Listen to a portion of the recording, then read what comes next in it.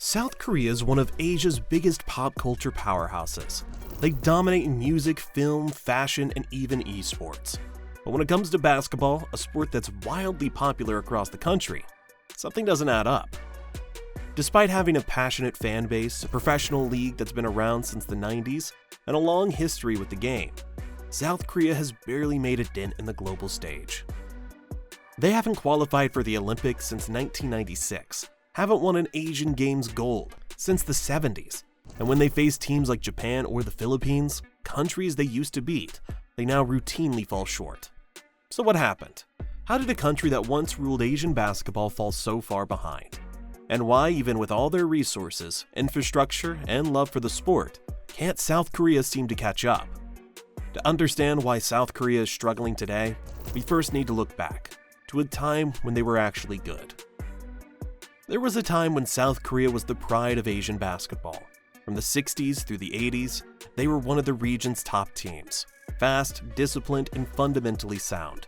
They won Asian Games gold in 1970 and 1982.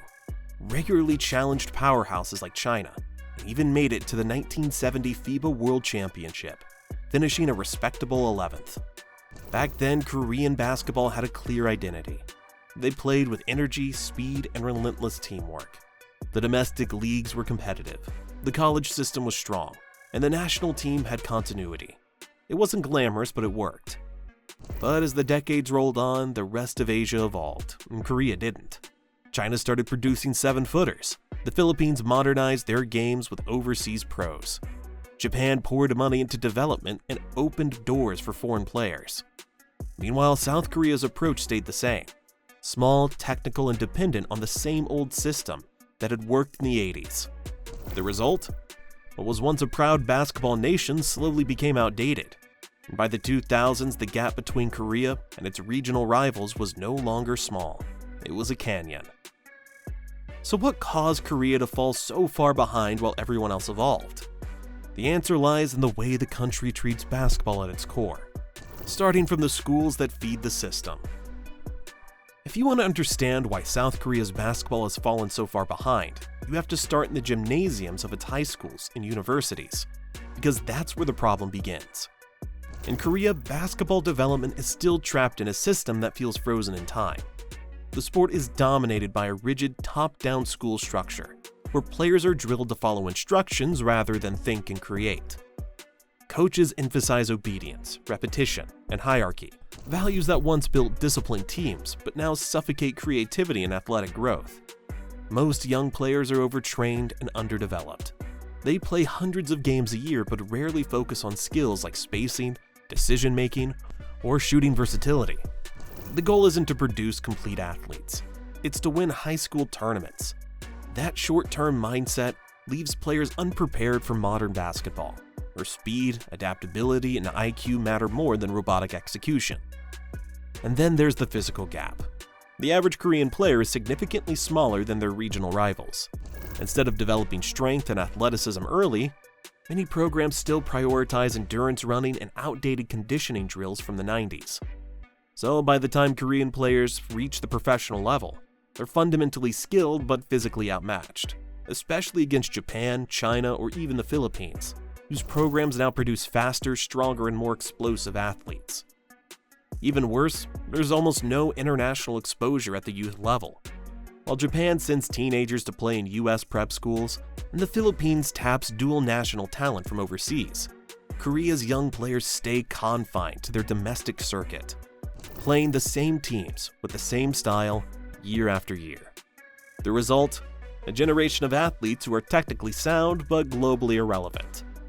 But the system isn't just outdated on the court, it's also broken at the top, because when your domestic league fails to evolve, even your best talent has nowhere to go. If the school system is where Korean basketball players are born, then the KBL, the Korean Basketball League, is where they're supposed to grow. But here's the problem. The KBL isn't built to make players better. It's built to protect the old ways of doing things.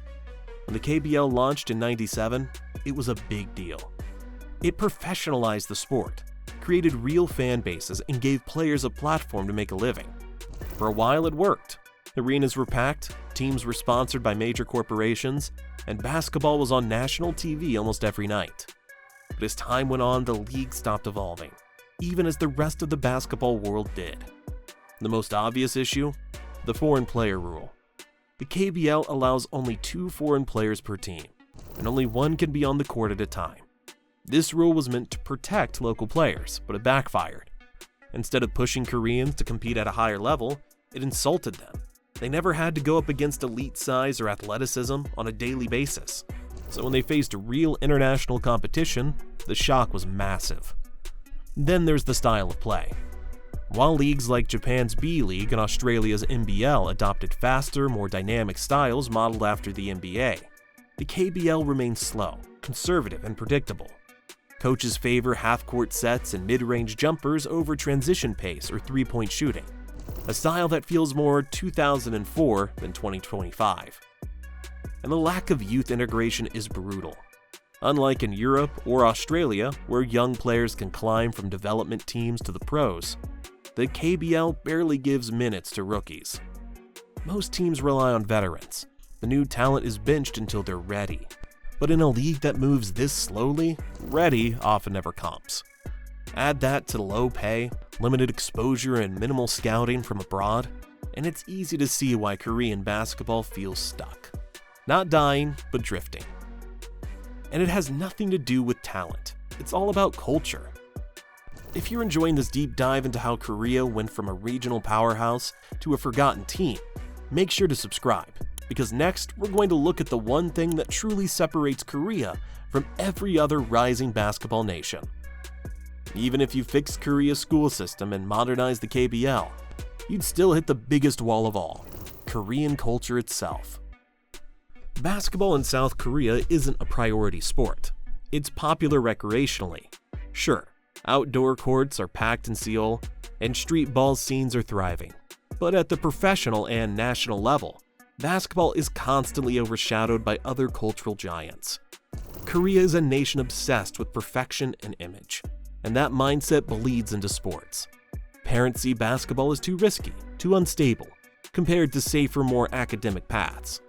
If a kid shows athletic potential, they're pushed toward baseball or soccer, where the money, sponsorships, and fame are much bigger. And if they don't make it, there's no fallback, because the path for failed basketball players in Korea is brutally narrow. And then there's the hierarchy problem. Korean sport culture is built on seniority and obedience. You don't question your coach. You don't show individuality. That yes sir system might work in martial arts, but in basketball it kills creativity and confidence. You'll rarely see a Korean player taking risks, improvising, or trying flashy moves. Not because they can't, but because they've been trained not to. And while the rest of the world embraced player expression and athletic freedom, Korea stayed rigid and rule-bound.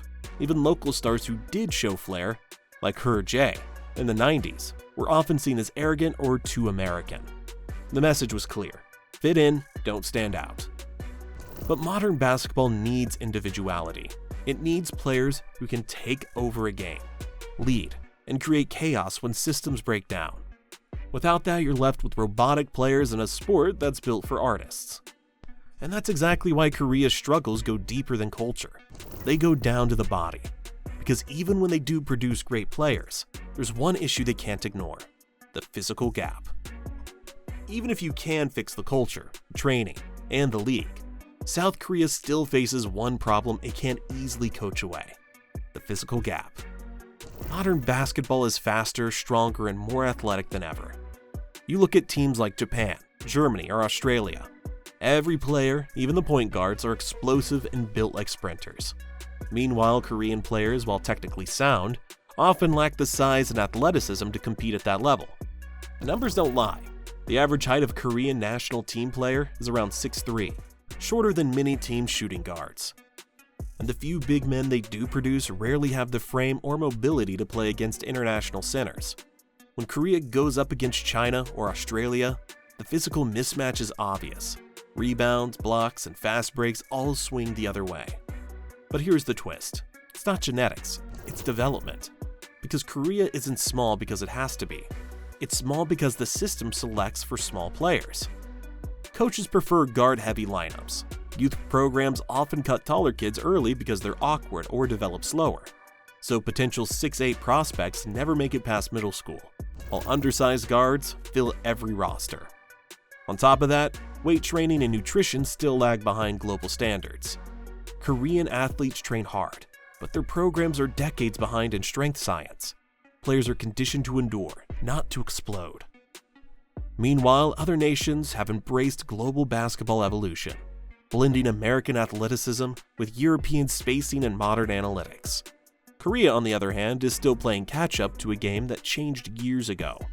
The world got taller, faster, and stronger. Korea just didn't. But even with all these problems, the rigid systems, the small players, the outdated league, there's still hope, because a few Koreans are finally breaking the mold, and they might just be the spark the country needs. Despite all the setbacks, cracks are starting to appear in Korea's basketball ceiling, and through them, a new generation is pushing to break out. Young players today grew up differently. They didn't just watch the KBL, they watched Steph Curry, Luke Doncic, and Shai Gilgeous-Alexander on YouTube. They learned crossover moves, step backs, and modern spacing long before their coaches even taught it. They're self-trained in the global game. Players like Lee Hyun-jung, who played college basketball at Davidson and joined the NBA G League, Yo Jun-seok, who transferred from Korea University to play at Gonzaga, are proof that Korean talent can hang internationally, if given the right environment. Even in the KBL, we're seeing small signs of change. More emphasis on three-point shooting, faster pace, and younger players getting minutes earlier. Social media has played a quiet but powerful role too. Kids in Seoul can now study elite training programs from overseas, connect with trainers online, and even get scouted internationally. That global exposure is starting to reshape how young Koreans think about the game. Less about obedience, more about expression. And the Korean Basketball League, sensing the shift, is slowly adapting. They've experimented with youth reforms, adjusted foreign player limits, and started promoting games with higher entertainment value. It's small progress, but it's progress nonetheless. So yeah, South Korea is still far behind, but the story isn't over, because change, especially in a country as structured as Korea, always starts slow, then suddenly happens all at once. And when it does, the rest of Asia might be in for a surprise, because nobody holds on to failure longer than Korea does, and nobody works harder to prove they can rise from it.